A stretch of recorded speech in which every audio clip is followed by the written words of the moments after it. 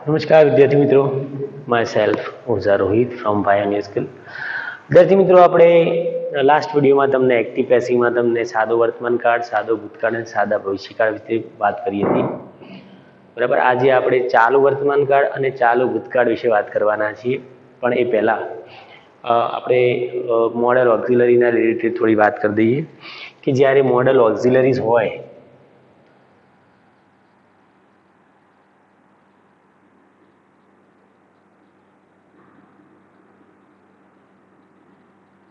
સહાયકારક ક્રિયાપદો જેવા કે can,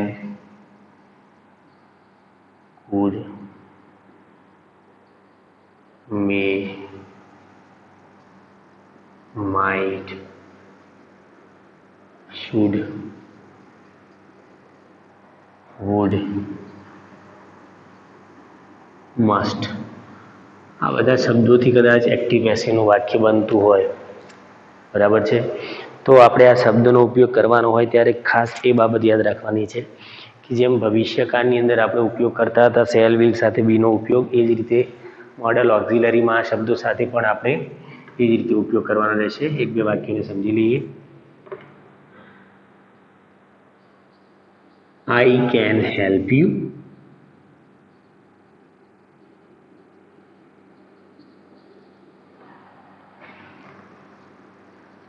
For your bright future.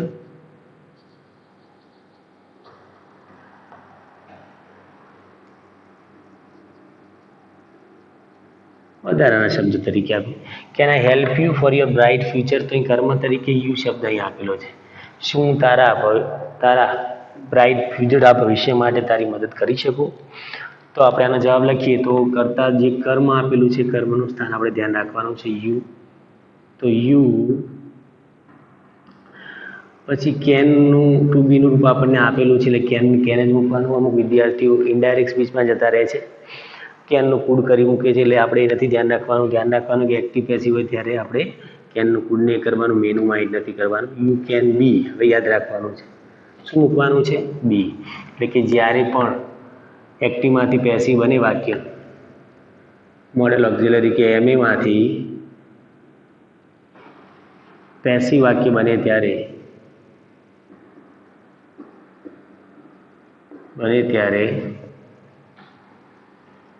બી મૂકવું. મૂકવાનું છે બી મૂકવાનું છે, યાદ રાખવાનું છે. મોડેલ ઓક્ઝિલરીમાંથી પેસિવ વાક્ય બને ત્યારે બી મૂકવું, બરાબર છે. તો you can be helped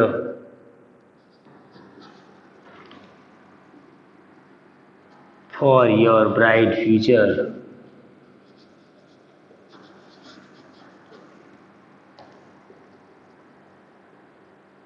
by me.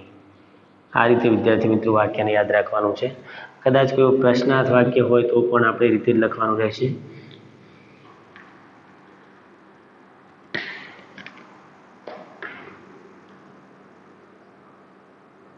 You should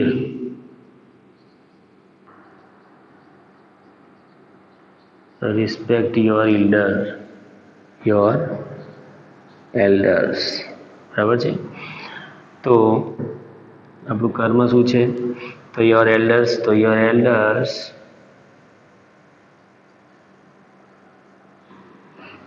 should be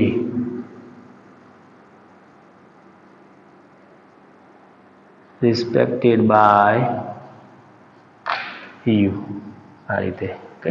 કદાચ કોઈ પ્રશ્નાર્થ વાક્ય હોય તો શું લખવાનું છે? Can you drink warm water?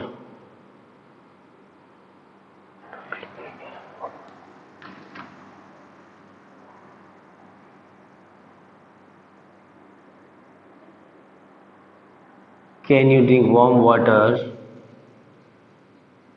in Corona?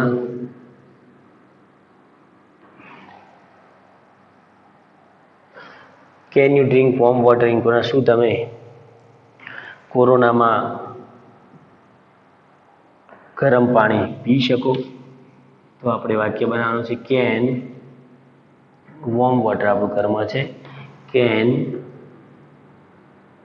Warm water બી, આપણે બી અહીં મૂકવાનું છે, અહીં શુડ બી લખ્યું હતું, અહીં કર્મ પછી બી, તો can warm water be drunk by you in corona. તો વિદ્યાર્થી મિત્રો યાદ રહે કે જ્યારે પણ તમે પેસિવ વાક્ય બનાવો ત્યારે ખાસ આ રીતે ધ્યાનમાં રાખવાનું કે એમાં પણ મોડેલ ઓક્સિલરીમાં પણ શેલ વિલની જેમ બી મૂકવાનું છે, તો આપણને ઇઝીલી ખ્યાલ આવી જશે. સ્ક્રીનશોટ લઈ લીજો જેથી તમે કદાચ ભૂલી ગયા હોય તો ફરીથી એક વખત તમે એને ભણી શકો, ચેક કરી શકો. ઓકે વિદ્યાર્થી મિત્રો, જોઈએ આગળ. ચાલુ વર્તમાન કાળમાંથી ચાલુ ભૂતકાળમાં ફેરફાર કરવાનો છે એ આપણે જોવા જઈ રહ્યા છીએ. ને ચાલુ વર્તમાન કાળ અને ચાલુ ભૂતકાળ આ બંનેમાંથી એક્ટિવમાંથી પેસિવ બનાવવાનું થાય ત્યારે આપણે કયા શબ્દોનો ઉપયોગ કરવાનો છે એ થોડું ધ્યાનથી સમજી લઈએ. તો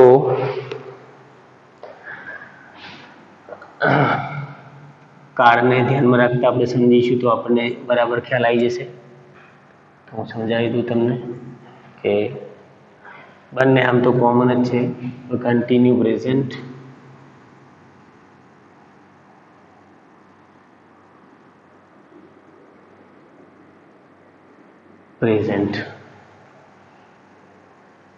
કન્ટિન્યુ પ્રેઝન્ટ ટેન્સ રિલેટેડ વાત કરીએ અને પછી કન્ટિન્યુ પાસ્ટ રિલેટેડ વાત કરીએ,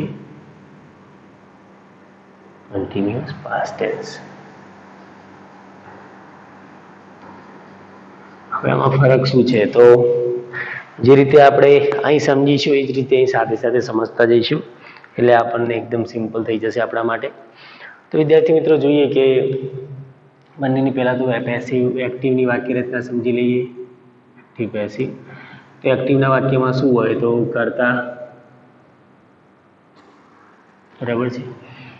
હવે આપણે એક બીજી બાબત પહેલાં સમજી લઈએ કે બીજું બધું આપણા માટે વાક્યમાં કોમન છે પણ આમાં બી એક શબ્દ મૂકવાનો છે જેને કહેવાય છે બિંગ. જ્યારે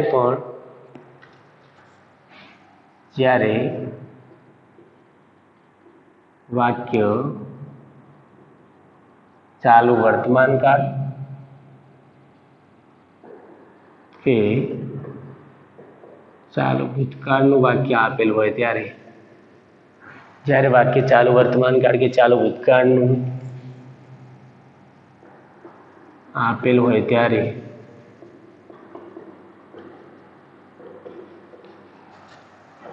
પેસિવ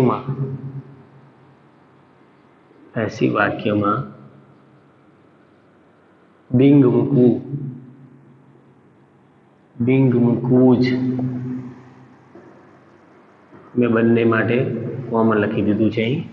એટલે અહીં પણ ધ્યાન રહે કે ચાલુ વર્તમાન કાળ અને ચાલુ ભૂતકાળ બંને હોય ત્યારે બંનેમાં આમાં પણ બિંગ મુકાય છે, બિંગ મૂકવું જ, બરાબર. એટલે એ પણ તમને સમજાઈ જશે. તો આપણે હવે વાક્ય રચના લખી દઈએ વિદ્યાર્થી મિત્રો એટલે તમને ખ્યાલ આવી જાય. વાક્ય રચના તો પહેલાં એક્ટિવ અને પછી પેસિવની જોઈએ. તો એક્ટિવની વાક્ય રચના આપણને ખબર છે કે કર્તા પ્લસ એમ ઇઝ આર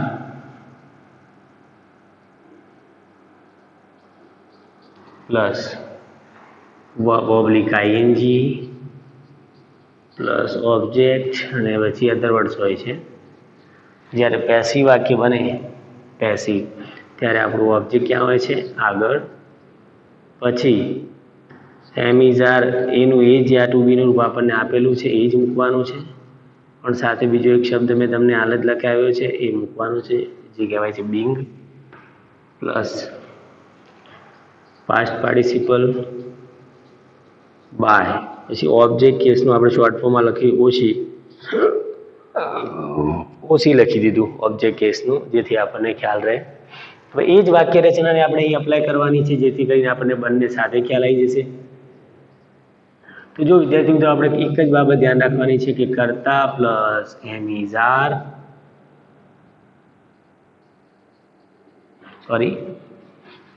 અહીં એમ ઇઝ આર નહીં, અહીં વોઝ વેર આવશે. Was var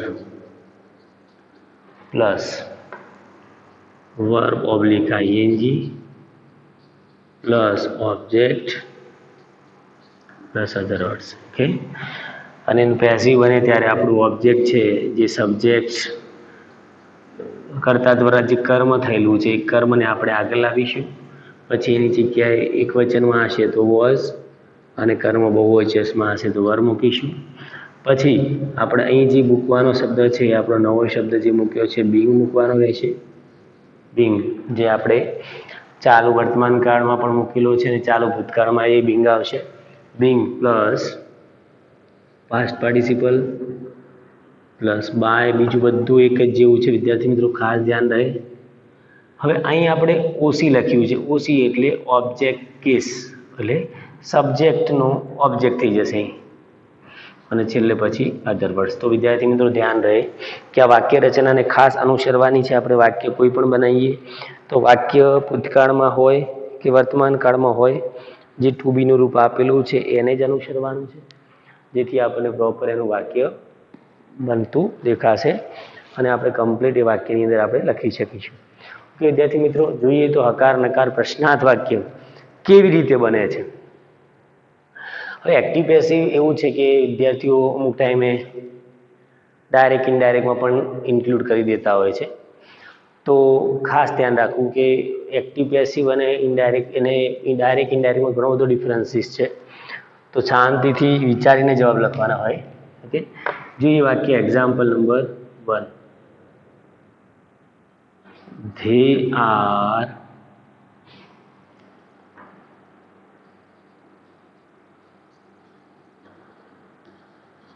collecting marbles now. આવું એક વાક્ય લખ્યું છે. હવે એ જ વાક્યને આપણે ભૂતકાળમાં ફેરવી દઈએ તો આપણે શું ફેરફાર કરવાના એ જોઈએ વિદ્યાર્થી મિત્રો, કે they were collecting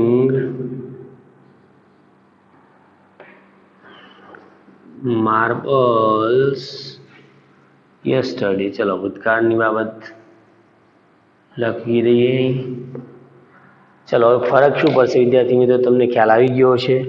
વોઝ વેર સિવાય કોઈ જ ફરક પડવાનો નથી. જે વાક્ય ઉપર છે એ જ મુજબ આપણે ફેરફાર કરવાનો છે. તો માર્બલ્સ અહીં બહુવચનમાં છે ને એ જ અહીં શબ્દ પણ છે. તો આપણને ધ્યાન રાખવાનું કે કેપિટલ કરવાનું ભૂલવાનું નથી. તો માર્બલ્સ આર, ઉપરની વાક્ય રચનાને અનુસરો.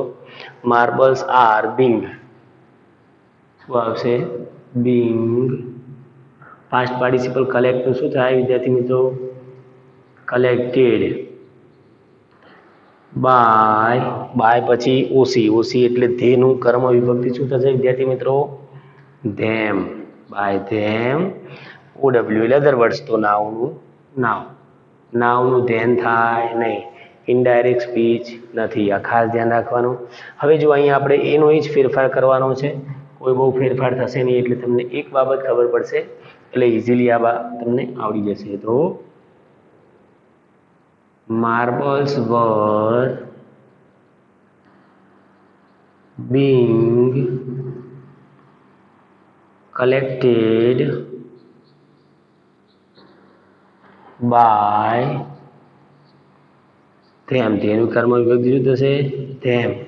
અને યસ્ટરડે વધારાનો શબ્દ. કે વિદ્યાર્થી મિત્રો આ રીતે આપણને વાક્ય બનાવતા આવડવા જોઈએ. ચલો હવે જોઈએ નકાર વાક્યમાં નોટ મૂકવાનું છે. તો ક્રિયાપદ પછી તરત નોટ મૂકવાનો રહેશે કે she is not cooking Punjabi food. Okay, તો અહીં પણ આપણે બીજું વાક્ય લખીએ, એના જેવું નથી લખવું. He is not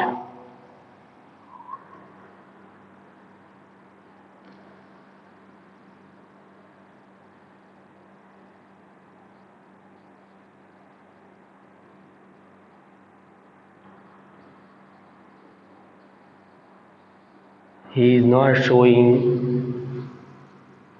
this movie at home. જગ્યા દર્શાવી છે, બરાબર.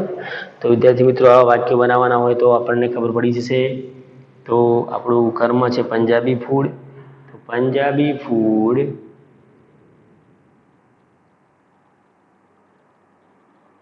Is not being. હવે યાદ રહેવાનું કે નોટ ક્યાં મુકાશે અને બિંગ ક્યાં મુકાશે. તો ઇઝ નોટ બિંગ. કુકિંગનું કુકડ થઈ છે past participle. Cooked by her. પતી ગયું. તો Punjabi food is not cooked by her. એ રીતે આપણે અહીં પણ આ જ વાક્ય બનાવવાનું છે. તો કર્મ શું છે? This movie. એટ હોમ એટલે જગ્યા બતાવી છે, પણ ધીસ મૂવી આપણો મુખ્ય કર્મ છે. તો ધીસ મૂવી વોઝ નોટ, અહીં સોરી ઇઝ લખાઈ ગયું છે ભૂલથી, પણ ત્યાં શું આવે છે? વોઝ. સોરી. તો this movie was not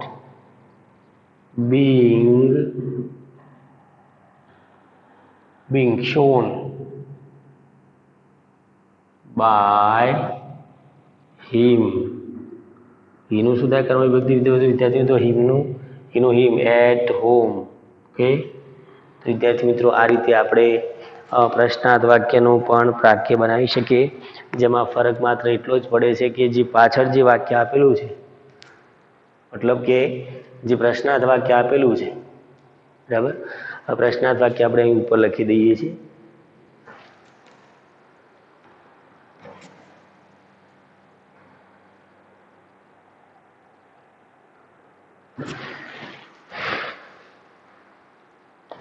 Interrogative sentence.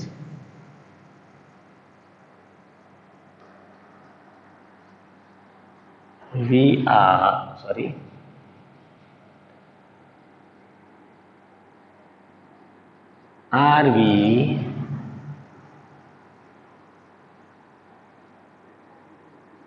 speaking English? Are we speaking English in Gujarat?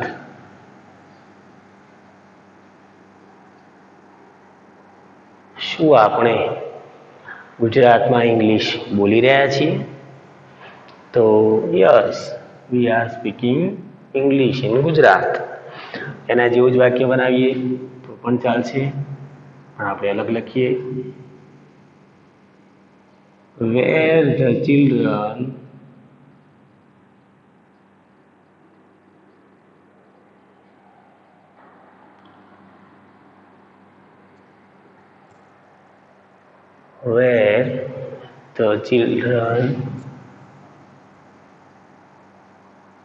loving their parents. શું બાળકો તેમના માતા પિતાને ચાહી રહ્યા છે? ચાહતા તો હોય ને બે, માતા પિતા છે એટલે, પણ આપણે વાક્ય લખીએ. શું બાળકો તેમના માતા પિતાને ચાહી રહ્યા છે? ક્રિયા કે ચાહી રહ્યા હતા, ભૂતકાળની વાત છે, વાક્ય ગમે તે હોય. તો આપણે અહીં પણ આપણું કર્મને આધારે મૂકીશું. તો ઇંગ્લિશ આપણું કર્મ છે અને આમાં છે ધેર પેરેન્ટ્સ. તો વિદ્યાર્થી મિત્રો ટુ બીનું રૂપ જેમ પછી મુકાતું તો એમ પહેલાં મુકાશે. તો શું છે? ઇંગ્લિશ. તો ઇઝ ઇંગ્લિશ. હવે જોજો અહીં ખાસ ઇઝ ઇંગ્લિશ પછી અહીં આપણે કર્મ પછી મૂકવાનું થશે being. Is English being spoken by us in Gujarat. હવે ઇન ગુજરાત બાય અસ એમ પણ લખાય. ઓકે. તો is English being spoken by us in Gujarat. તો એ રીતે પણ લખી શકીએ આપણે. હવે આગળ જોઈએ. ભૂતકાળમાં તો ધેર પેરેન્ટ્સ તેમના માતા પિતા તો બહુવચનમાં છે એટલે તો વેર ધેર પેરેન્ટ્સ being અહીં લવિંગ આપ્યું છે તો લવડ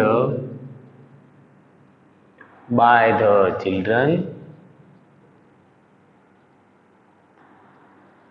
આ રીતે વિદ્યાર્થી મિત્રો બિંગનું સ્થાન કર્મ પછી મૂકવાનું રહેશે પ્રશ્નાર્થ વાક્યમાં, તો તે ખાસ ધ્યાન રહે. આ રીતે તમારે ચાલુ વર્તમાન કાળનું વાક્ય લખવાનું રહેશે. તો વિદ્યાર્થી મિત્રો આ આપણું તમને 9મા ધોરણમાં આપણે ક્લાસમાં બહુ ખાસ ધ્યાનપૂર્વક નથી સમજાવેલું, કેમ કે આપણે સાદો વર્તમાન કાળ, સાદો ભૂતકાળ અને સાદો ભવિષ્યકાળ ભણ્યા હતા. તો ખાસ જોઈ લેવાનું છે. ઓકે, બિંગ મૂકવાનું રહેશે ચાલુ વર્તમાન કાળ અને ચાલુ ભૂતકાળની અંદર. ઓકે વિદ્યાર્થી મિત્રો, નેક્સ્ટ વિડીયોમાં આપણે પૂર્ણ વર્તમાન કાળ અને પૂર્ણ ભૂતકાળ વિશે ભણીશું. Okay, thank you.